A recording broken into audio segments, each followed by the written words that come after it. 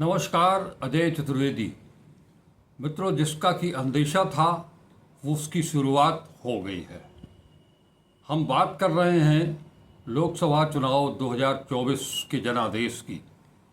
लोकसभा चुनाव के दौरान दोनों पक्ष, दिल्ली की सत्ता यानी कि मोदी सरकार और उनकी पूरी टीम एनडीए, और दूसरी ओर इंडिया जिसके अगुआ थे राहुल गांधी, अखिलेश यादव,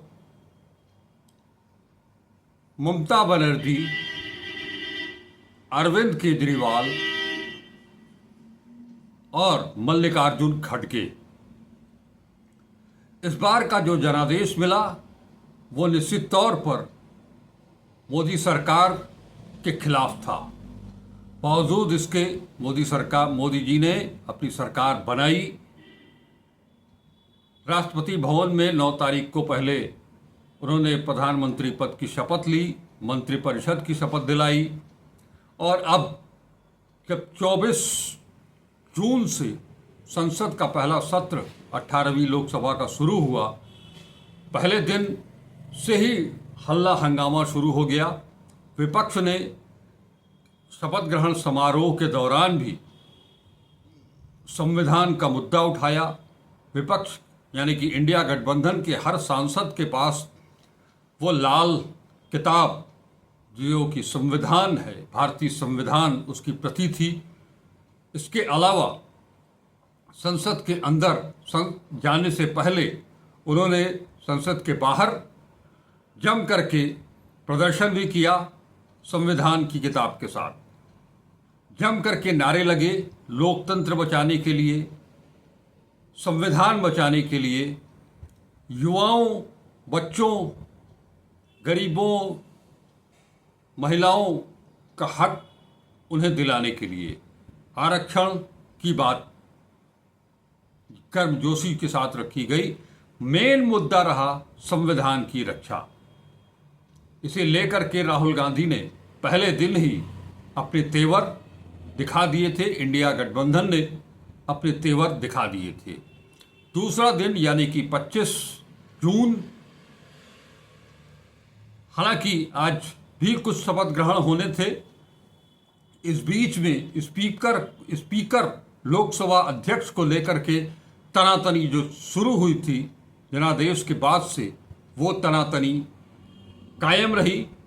आपको यहां बता दें कि शुरुआत से ही विपक्ष डिप्टी स्पीकर की मांग कर रहा था, और भारतीय लोकतंत्र के भीतर अब तक की ये परंपरा रही है कि डिप्टी स्पीकर का पद विपक्ष को दिया जाता है।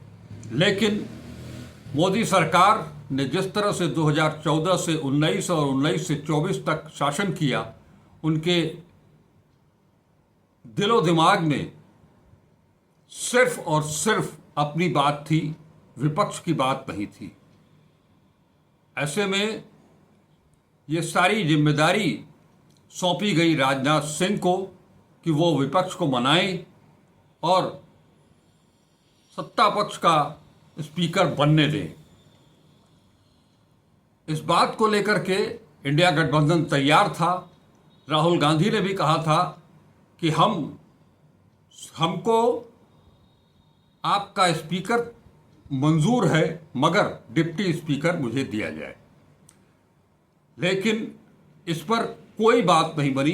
प्रधानमंत्री मोदी ने और उनकी पूरी टीम ने ये समझ लिया कि पिछले 10 वर्षों में जिस तरह से विपक्ष हाय हल्ला मचाता रहा है, वो वैसा ही करता रहेगा और हमारा काम चल जाएगा। लेकिन इस बार ऐसा नहीं है। ये इंडिया गठबंधन ने दिखा दिया पहले दिन से ही। एक तरफ जहां स्पीकर के लिए वही एनडीए के वही प्रत्याशी यानी कि ओम बिरला मैदान में उतरे, जिन्होंने, आप सबको याद होगा कि पिछली लोकसभा के अवसान से ठीक पहले, 17वीं लोकसभा के अवसान से ठीक पहले तकरीबन 150 सांसदों को निलंबित कर दिया था। ये वही हैं जिन्होंने राहुल गांधी और महुआ मोहित्रा की सदस्यता खारिज की। ये वही स्पीकर हैं जिनके सामने कांग्रेस, आज के कांग्रेस सांसद, तत्कालीन बसपा सांसद दानिश अली को संसद के भीतर असंसदीय भाषाओं का प्रयोग किया गया, उन्हें आतंकवादी तक कहा गया। इस देश में एक कानून है जिसके तहत आप किसी के साथ जाति सूचक शब्दों का प्रयोग नहीं कर सकते हैं, लेकिन उनको दानिश अली के साथ के खिलाफ उनके संप्रदाय को लेकर के टिप्पणी की गई, लेकिन कुछ भी नहीं हुआ। उल्टे जिसने टिप्पणी की उसका प्रमोशन कर दिया गया। लिहाजा इंडिया गठबंधन पूरी तरह से ये समझ चुका था कि अब अगर हम लोग थोड़ी सी ढिलाई बरतेंगे तो ये 5 साल भी वैसे ही निकल जाएंगे, लेकिन ऐसा कुछ हुआ नहीं। कांग्रेस ने अपने वरिष्ठ सांसद, 8 बार के सांसद के सुरेश को मैदान में उतार दिया और ये अब लड़ाई रोचक हो चुकी है। हालांकि इसके पहले भी राहुल गांधी ने कहा मीडिया से बातचीत के दौरान कि राजनाथ सिंह ने मल्लिकार्जुन खड़गे जो हमारे अध्यक्ष हैं उनको फ़ोन किया था और परिस्थितियां सामान्य करने और लोकतंत्र की परंपरा को कायम रखने की बात की थी। इस पर खड़गे साहब ने उन्हें जवाब भी दिया था कि आप मुझे लोकतंत्र की परंपरा के अनुसार डिप्टी स्पीकर का पद दे दीजिए और हमें आपके स्पीकर से कोई ऐतराज़ नहीं है, कोई आपत्ति नहीं होगी। इस पर राजनाथ सिंह ने जो बताया जा रहा है, राहुल गांधी ने जो मीडिया को बताया कि राजनाथ सिंह ने कहा कि हम अभी आपको अपने नेतृत्व से बात करके फ़ोन करते हैं। फ़ोन नहीं आया और के सुरेश लोकसभा के प्रत्याशी, स्पीकर के प्रत्याशी बन गए। ये आज़ादी के बाद से 72 साल के संसदीय परंपरा में ये पहला मौका है जब लोकसभा अध्यक्ष पद के लिए चुनाव होगा। ये चुनाव कल 11 बजे होगा, लेकिन आज से ही वो परिस्थितियां सामने आ गई हैं। अब इसमें जोड़ तोड़ की राजनीति भी शुरू हो गई है, क्योंकि एनडीए के पास भले ही आज बहुमत हो मिला जुला करके, लेकिन के सुरेश के कैंडिडेचर को लेकर के वो आदिवासी समाज, वो दलित समाज, वो पिछड़ा समाज, वो कमज़ोर वर्ग, इस पूरे कुनबे से जो भी सांसद संसद में आए हैं इस बार चुन करके, एक बारगी वो निश्चित तौर पर सोचने पर विवश होंगे। कहीं अगर वो अंतरात्मा की आवाज़ पर मतदान करते हैं तो ये मोदी सरकार के लिए एक बड़ा चुनौतीपूर्ण होगा, क्योंकि अगर ओम बिरला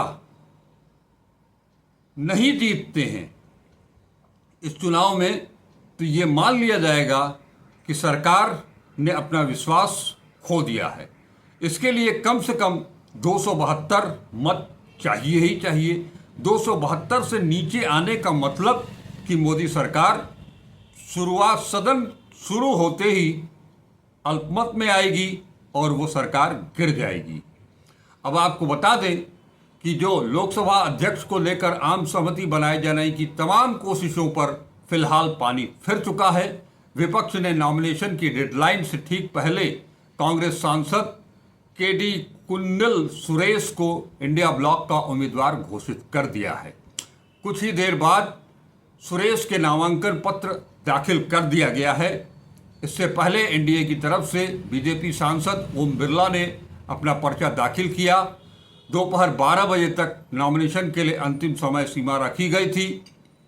जैसा कि मैंने आपको बताया, 72 साल में तीसरी बार स्पीकर को लेकर के चुनाव हो रहा है। इससे पहले 1952, 1974 में भी स्पीकर को लेकर चुनाव हुआ था। स्वतंत्र भारत में 1952 में पहली बार स्पीकर को लेकर जीवी मालवणकर और शंकर शांताराम के बीच चुनावी मुकाबला हुआ था। उसके बाद 1976 में आपातकाल के दौरान भी स्पीकर के लिए चुनाव हुआ था। उस समय बालीग्राम भगत बनाम जगन्नाथ राव के बीच चुनाव हुआ था। अब 2024 में तीसरी बार चुनाव होने जा रहा है। अब तक पक्ष और विपक्ष के बीच सहमति से स्पीकर बनाया जाता रहा है।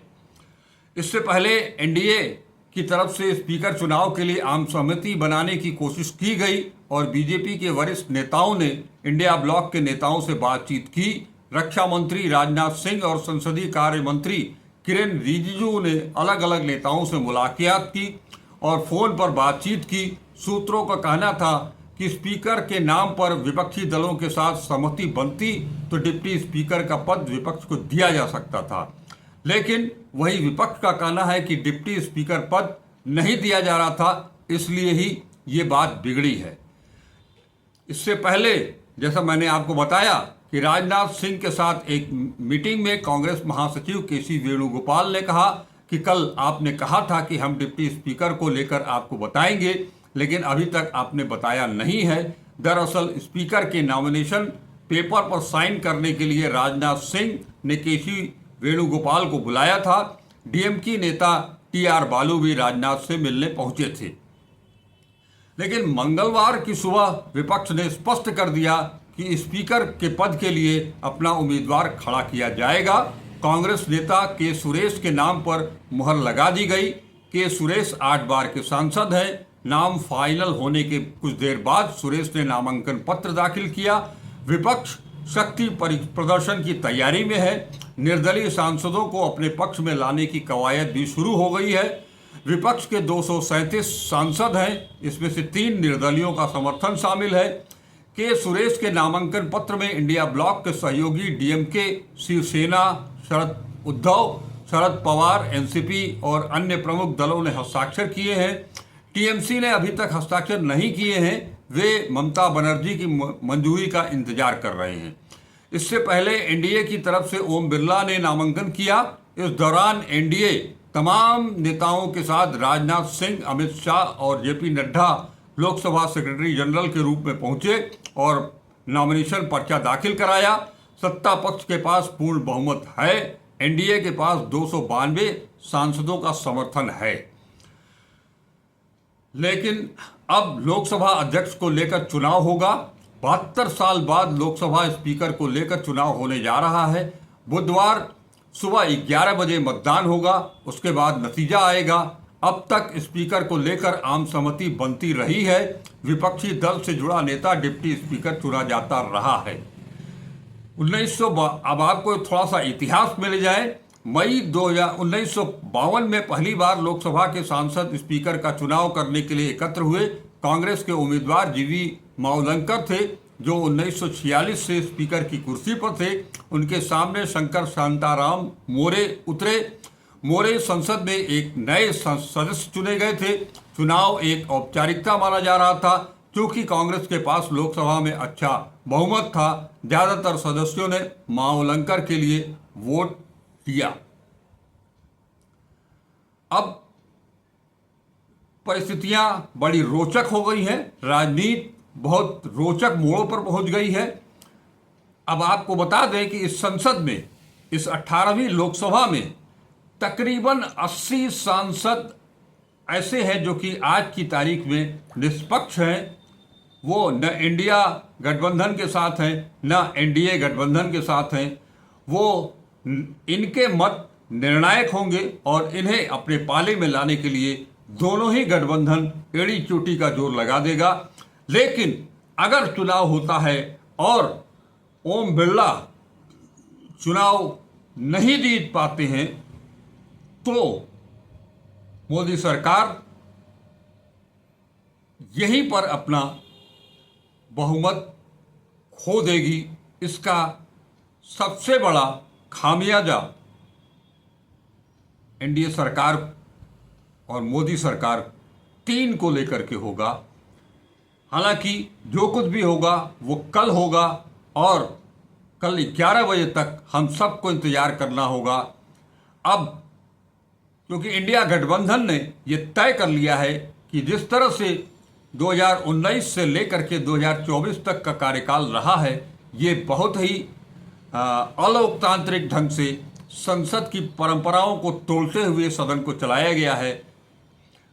चंद मिनटों में चुटकी बजा बजा करके महत्वपूर्ण प्रस्ताव विधेयक पारित कराए गए हैं, जिसमें वो आपराधिक कानून भी हैं, आपराधिक विधियां भी हैं, वो जब उस वक्त पलक झपकते ही पास कराए गए जब विपक्षी सांसद लोकसभा में थे ही नहीं, उनका निलंबन हो चुका था।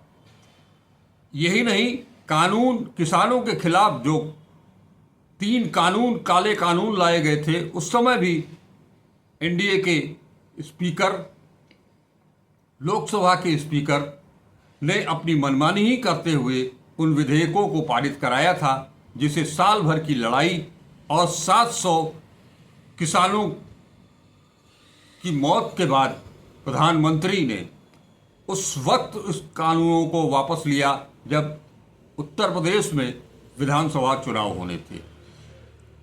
हर तरफ पूरे 5 साल तक एनडीए ने अपनी मनमर्जी से सदन को चलाया, लेकिन इस बार कांग्रेस और इंडिया गठबंधन वो पुनरावृत्ति नहीं होने देगी। इसके लिए इंडिया गठबंधन के सारे सांसद एकजुट हैं। अब कल 11 बजे मतदान और उसके बाद मतगणना के बाद क्या होता है, क्या रिजल्ट आता है, इसके लिए हम आपके पास जरूर आएंगे। लेकिन तब तक पल पल दोनों ही दलों के लिए और खास तौर पर मोदी सरकार के लिए, प्रधानमंत्री नरेंद्र मोदी के लिए, ये कल सुबह, बुधवार सुबह 11 बजे तक का समय बहुत ही मुश्किल भरा होगा। और जैसे कि चुनाव जब होते हैं, कोई भी चुनाव, तो मतदान की रात को जिस तरह से कत्ल की रात कहा जाता है, वो स्थिति इस समय भी आ गई है। आप हमारे साथ बने रहें, हमारे वीडियो को देखते रहें, लाइक शेयर करते रहें, और अब तक अगर अजय चतुर्वेदी 842 यूट्यूब चैनल को सब्सक्राइब नहीं किया है तो उसे सब्सक्राइब जरूर करें। नमस्कार, अजय चतुर्वेदी।